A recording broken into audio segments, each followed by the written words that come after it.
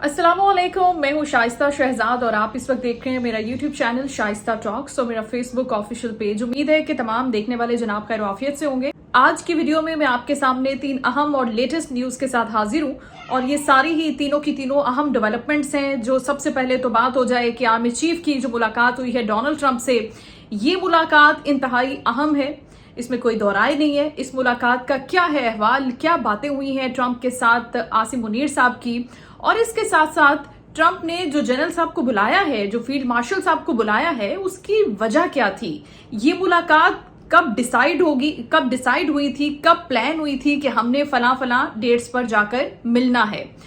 ये सारी बातें आज की वीडियो में शामिल होंगी और इसके साथ साथ ये भी बात होगी कि फील्ड मार्शल की जो तारीफ की गई है डोनाल्ड ट्रंप की जानिब से, उस पर भारत में इस वक्त कैसी फजा है। भारतीय मीडिया चैनल्स और भारतीय जितने भी अवाम हैं और जितनी भी उनकी सियासी अस्करी कुव्वतें हैं, वो इस मुलाकात के हवाले से इस वक्त कौन सी कशमकश में, परेशानी में, इस्तराब में मुब्तला हैं, इस पर भी थोड़ी सी रोशनी डालेंगे।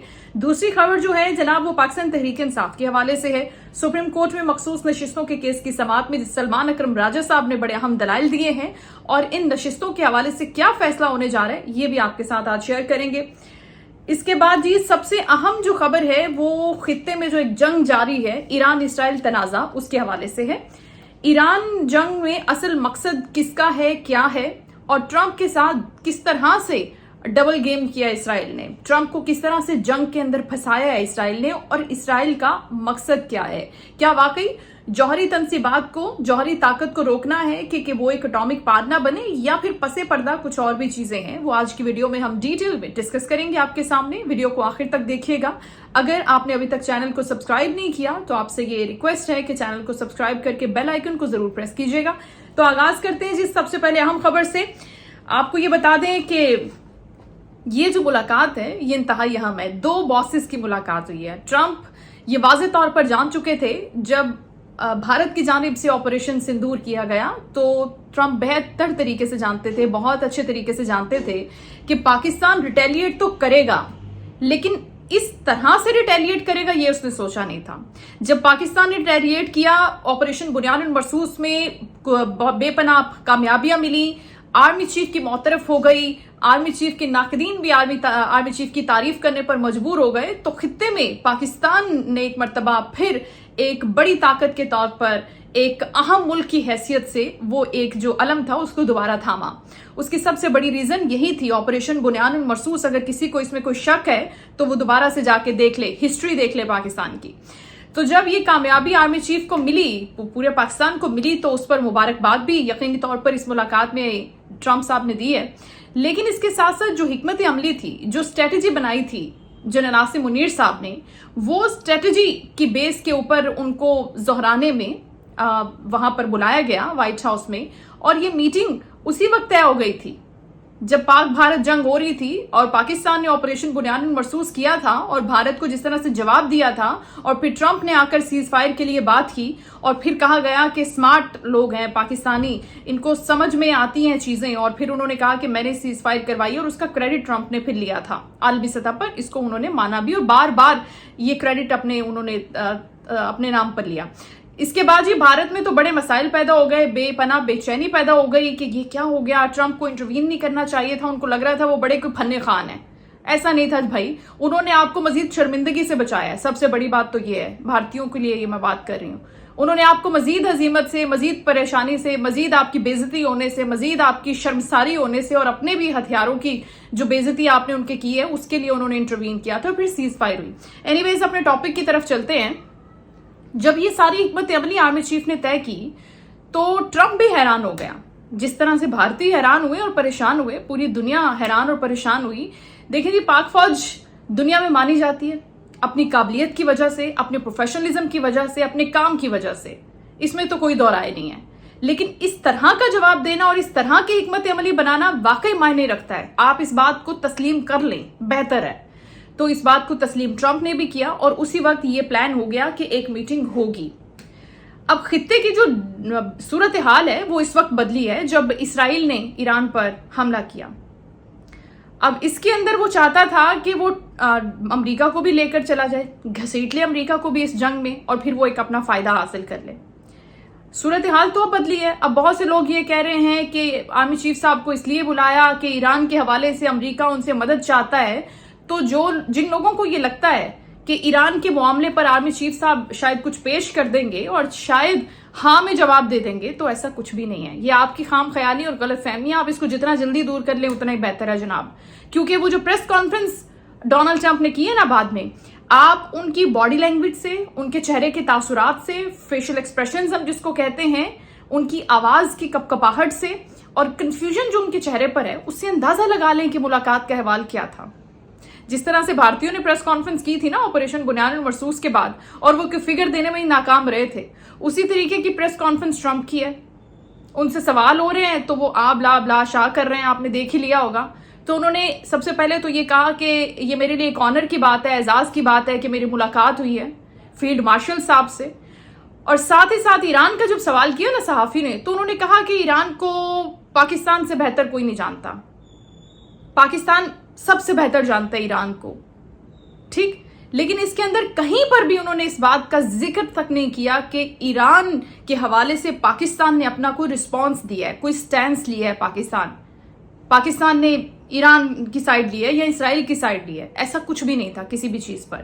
تو جناب یہ بات تو بالکل واضح ہو گئی ہے کہ ایران کے معاملے پر آرمی چیف نے کوئی بھی جواب خاطر خواہ ڈونلڈ ٹرمپ کو نہیں دیا، اور ان کی مرضی کا تو بالکل نہیں دیا۔ ہاں، جب انہوں نے ان سے مشورہ مانگا کہ یہ صورتحال ہے، اس کے اندر ہمیں کیا کرنا چاہیے، یہ یقینی طور پر انہوں نے ان سے پوچھا ہوگا، یہ ضرور پوچھا ہوگا کہ ہمیں ایسے حالات میں کس سائیڈ پر اور کس طرح کھڑا ہونا چاہیے۔ اسٹریٹجک جو باتیں ہوتی ہیں وہ ان کے ساتھ ضرور ہوئی ہوں گی، کیونکہ وہ اسی پروفیشن کے ماہر ہیں نا خدارا، تو ان سے اسی حوالے سے بات ہوئی ہوگی۔ یہ لوگ جو افواہیں پھیلا رہے ہیں، باتیں کر رہے ہیں، کرٹیسزم کر رہے ہیں، تو یہ ان کو منہ کی کھانا پڑے گی کچھ دیر کے بعد، کیونکہ وہ یہ جانتے ہیں کہ پاکستان کی خطے میں اس وقت کیا امپورٹنس ہے ڈونلڈ ٹرمپ، اور یہ جو کی پوزیشن ہے پاکستان کی، کہ وہ کی کنٹری ہے اس وقت پورے خطے کے اندر، اور پھر ان کے جو کی پلیئر ہیں وہ آرمی چیف صاحب ہیں، باس بھی ہیں، تو انہوں نے ان سے اس حوالے سے بات چیت کی ہے۔ ساتھ ساتھ انہوں نے کہا کہ یہ جو دوسری جو ایکسپرٹ رائے لینے کے علاوہ جو دوسری اہم خبر تھی وہ کشمیر کا میٹر ہے جناب۔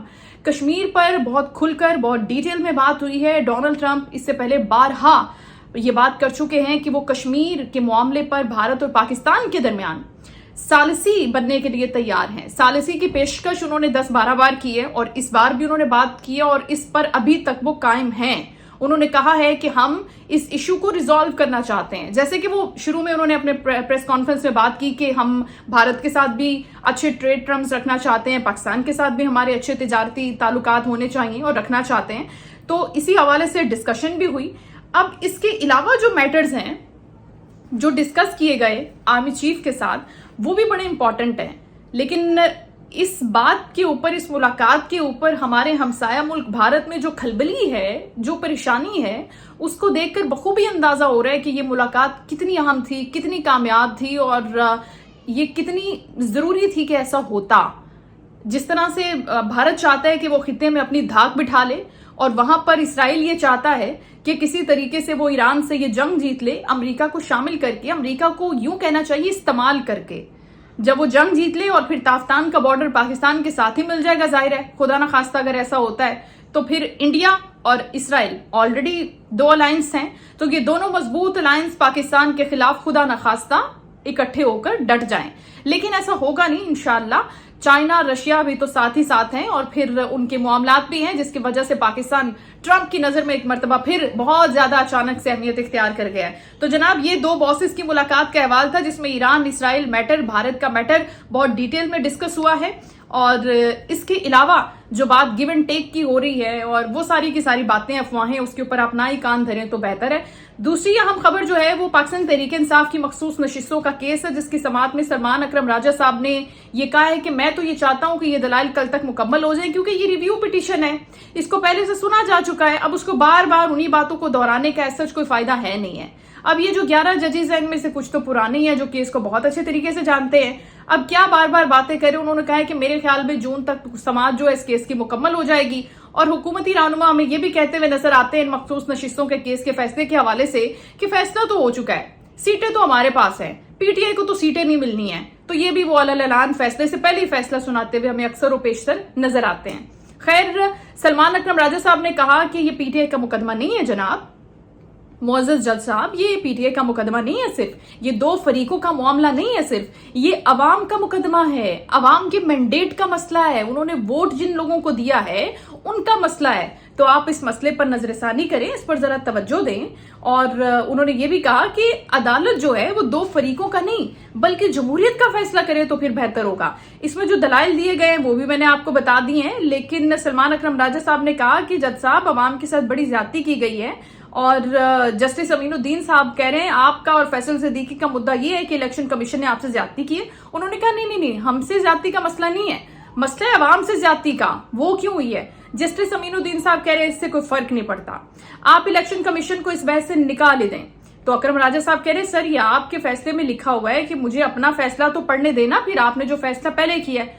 तो खैर जस्टिस अमीनुद्दीन साहब ने कहा कि आर्टिकल 185(3) का एक दायरा इख्तियार है जनाब, इस केस में कम अज कम पूरे जजेस को तो पता होना चाहिए कि कौन सा दायरा इख्तियार है और किसकी बात हो रही है। मौजूदा केस में तो बस फरीकैन और अदालत का मामला है, ये अदालत और फरीकैन का नहीं बल्कि अवाम के जमहूरी हक का मामला है जिसकी मुसलसल खिलाफ वर्जी हो रही है। सलमान अकरम राजा साहब ने एक मरतबा फिर ये कहा। तो जनाब ये जो नशिस्तों का मामला है इस पर उन्होंने कहा कि अवाम है जो पाकिस्तान के, उनका नुकसान हुआ है और पाकिस्तान के अवाम के नुकसान का नुक्ता इस केस से मुतालिक नहीं है। जस्टिस अमीनुद्दीन खान साहब ने ये एक रिमार्क्स दिए हैं इस फैसले के दौरान।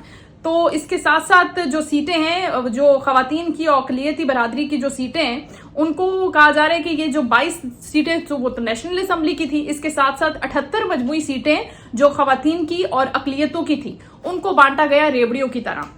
अब जो मामला था, जिनकी हक़े राय दही का मामला था, वो तो अदालत को एड्रेस करना है, उसी के ऊपर तो अदालत को फैसला करना है कि अब ये सीटें देनी किसको है। तो अब मामला ये है कि पाकिस्तान तहरीक इंसाफ को इस पूरे केस से कोई खास किस्म की उम्मीदें नहीं है, क्योंकि हुकूमती जमात एक तरफ ये कहती हुई नजर आती है कि ये सीटें तो हमारी हैं और ये हमें ही मिलेंगी और इसका फैसला हमने कर दिया है, अदालत से बाहर बैठ के अदालत लगाई है और हमने फैसला भी सुना दिया है। अब ये जनाब दलाइल भी इस केस पर जारी है और मामला भी जारी है, तो देखते हैं कि ये किस समझ जाता है। लेकिन पाकिस्तान तहरीक इंसाफ कोई वाज़े तौर पर इस केस से कुछ निकाल नहीं पाएगी, ये सलमान अकरम राजा साहब की बातों से मैंने खुद भी अखज़ किया है। उन्होंने कहा कि फैसला तो वो है जो हो चुका है, अब ये रिव्यू का मामला है, इसको आप कितना खींचना चाहते हैं जरा ये भी बता दें। चलें जी आगे बढ़ते हैं अपने आखिरी टॉपिक की तरफ जो वीडियो में मैंने आपके साथ डिस्कस करना है, ईरान जंग का असल मकसद। जनाब असल मकसद जो हम कहते हैं कि उनकी जौहरी तनसीबात को निशाना बनाना, उनको एटॉमिक पावर बनने से रोकना और फिर ये कहना कि किसी भी इस्लामी मुल्क के हाथ में जौहरी ताकत नहीं होनी चाहिए, न्यूक्लियर पावर नहीं होनी चाहिए। लेकिन इसके साथ साथ एक पैरेलल गेम भी तो है ना, वो है जी उनका इस्लामिक रेवोल्यूशनरी रजीम। वो चाहते हैं कि इसको चेंज कर दें, इसको खत्म कर दें और फिर उसके बाद अपनी मर्जी की हुकूमतें, इराक का हाल है, सीरिया का हाल है, ये सारे मसले हैं, उनके साथ साथ इसको भी लेकर पैरेलल चला जाए। अब जो इस्राएली लॉबी ने जो जंग का आगाज किया है वो बेसिकली ट्रंप के लिए बहुत बड़ा चैलेंज बन गया। तो जनाब ट्रंप वो शख्स है जिसकी पूरी की पूरी इलेक्शन कैंपेन सिर्फ और सिर्फ एक नारे पर खुसूसी तौर पर हमने देखी। उन्होंने कहा कि अफगानिस्तान के साथ जो जंगें की हैं साबिका हुकूमतों ने अमेरिका की, वो बहुत गलत की है, हमें जंग नहीं करनी, हमें अमेरिका की तरक्की, खुशहाली और लोगों पर तवज्जो देनी है और इसी बेस के ऊपर उन्होंने वोट भी लिया है। अब अगर इसराइल ने अपनी लॉबी के जरिए, अपनी गेम के जरिए ट्रंप को इस जंग के अंदर धकेल दिया, बेसिकली पुश कर दिया कि आपको हमारा साथ देना है, तो ट्रंप के लिए तो खुद बड़ी मुश्किल पैदा हो गई है। वो नहीं चाहता था कि किसी दूसरे की जंग में कूदे, क्योंकि डायरेक्टली तो उसका कोई कॉन्फ्लिक्ट नहीं है ईरान के साथ। अब वो इसराइल की बैकिंग करनी पड़ रही है उसको, और ना चाहते हुए करनी पड़ रही है। अपनी कैबिनेट को, अपने लोगों को भी जवाब देना है, ऑल दो कि वो साइडलाइंस उनकी सारी की सारी इसराइल के साथ हैं, लेकिन अपेरेंटली वो ऐसा नहीं चाहते थे। अपेरेंटली वो ये नहीं चाहते थे, जो उनका एक इलेक्शन कैंपेन का स्लोगन था वो उसके साथ स्टिक करके आगे बढ़ना चाहते थे। ठीक है, ये सारे मामलात अमेरिका के अंदर हो रहे हैं। अब जब उनको इसराइल के साथ चलना पड़ रहा है तो वो बड़ी कंफ्यूजन का शिकार है। इसका अंदाजा आप इसी बात से लगा ले कि ट्रंप के जो बयानात है वो जंग के हवाले से हर दिन और हर घंटे के हिसाब से बदलते हुए नजर आते हैं। अभी थोड़ी देर पहले वीडियो के रिकॉर्ड करने से पहले मैंने देखा है, हम टीवी पे चल रहा है जनाब, कि ट्रंप कह रहा है कि जो हमने ईरान पर हमला करना है उसकी मनसूबाबंदी की मंजूरी मैंने दे दी है। फिर थोड़ी देर के बाद हम देखेंगे वो कहेगा कि नहीं, हमें अटैक नहीं करना। تو یہ جو کنٹینیوسلی اس کی اسٹیٹمنٹ چینج ہو رہی ہے، یہ اسی بات کا نشاندہی کر رہی ہے کہ وہ اس جنگ کے حوالے سے سیٹسفیکٹری پوزیشن میں نہیں ہے، وہ نہیں چاہتا کہ اس جنگ کے اندر جائے۔ نیشنل سیکیورٹی کا ہنگامی اجلاس بھی اس نے طلب کیا، اس نے کہا کہ ایران جنگ کے حوالے سے شمولیت پر ہم غور کر لیتے ہیں، بیٹھ جاتے ہیں، آ جاتے ہیں۔ اب وہ کیا کرے، جائے تو کدھر جائے، مسئلہ تو بڑا پیدا ہو گیا ہے۔ اس کے ساتھ ساتھ روس بھی امریکہ کو یہ کہتا ہوا نظر آتا ہے کہ اسرائیل کے ساتھ آپ نے براہ راست جنگ کے اندر نہیں جانا اور نہ ہی ان کو اپنی فوجی مدد فراہم کرنی ہے۔ اس کے ساتھ ساتھ وہ یہ کہہ رہے ہیں کہ ایران کے ہمسایہ ملک میں بیٹھا ہوا ہوں میں، تو پھر معاملات آپ کے جو ہیں وہ گڑبڑا سکتے ہیں، اس کے اندر مسائل ہو سکتے ہیں۔ اب رجیم چینج کا یہ سارے کا سارا مسئلہ اور اس کے اندر ٹرمپ بری طرح پھنس گئے، پیچھے جائے گا یا آگے جائے گا، کدھر جائے گا۔ اسرائیل بہت سمارٹلی ٹرمپ کو استعمال کر رہا ہے اس پورے سینیریو کے اندر، اور ایسے میں جو پاکستان ہے اس کی طرف بھی دیکھا جا رہا ہے کہ بھائی یہ کس طرف ہے، اس نے کیا کرنا ہے، اس نے کیا رول پلے کرنا ہے اس جنگ کے اندر۔ تو یہ بھی بڑی امپورٹنٹ سچویشن ہے جناب۔ یہ ساری کی ساری ڈیٹیلز تھیں آج کی خبروں کے حوالے سے۔ اپنی رائے کا اظہار ضرور کیجیے گا، اپنا فیڈ بیک کامنٹ سیکشن میں دیجیے گا، ویڈیو کو لائک کیجیے، شیئر کیجیے۔ اللہ حافظ۔